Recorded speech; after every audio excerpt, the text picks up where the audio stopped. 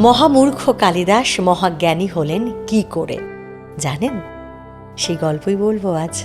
আচ্ছা, মহাকবি কালিদাস কোথাকার মানুষ ছিলেন বলুন তো?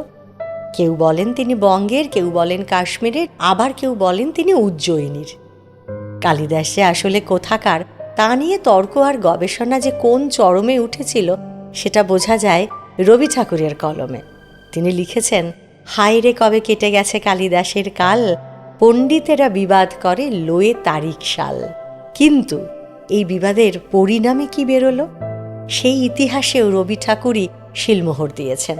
তিনি লিখছেন, আমি যদি জন্ম নিতেম কালিদাসের কালে, দৈবে হতেম দশম রত্ন নবরত্নের মালে। তার মানে কালিদাসকে নবরত্ন সভায় এনে বসাচ্ছেন তিনি, অর্থাৎ কালিদাসের জন্ম সময় হিসেবে গুপ্ত যুগকেই এগিয়ে রাখছেন রবীন্দ্রনাথ। কালিদাস তাঁর জীবনে দুজন গুপ্ত সম্রাটকে পেয়েছিলেন, দ্বিতীয় চন্দ্রগুপ্ত এবং সমুদ্রগুপ্ত।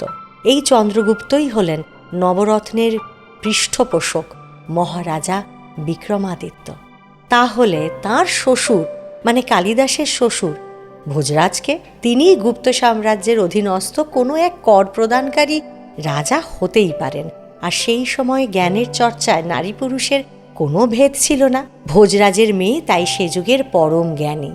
দুষ্ট পণ্ডিতদের ষড়যন্ত্রে মূর্খ কালিদাসের সঙ্গে তাঁর বিয়ে হলেও মহামূর্খ স্বামীকে তিনি কিছুতেই মেনে নিতে পারেননি, তাকে রাজ্য থেকে তাড়িয়ে দিয়েছিলেন। সাহিত্যিক জলধর চট্টোপাধ্যায় দেখিয়েছেন যে কালিদাসের আরাধ্যা দেবী ভারতী দেবী কিন্তু শুধুমাত্র সরস্বতী নন, তিনি হলেন বৃদ্ধ পণ্ডিত বিষ্ণু শর্মার স্ত্রী ভারতী দেবী। পণ্ডিত বিষ্ণু শর্মার নাম সে সময় দেশ দেশান্তরে ছড়িয়ে পড়েছে।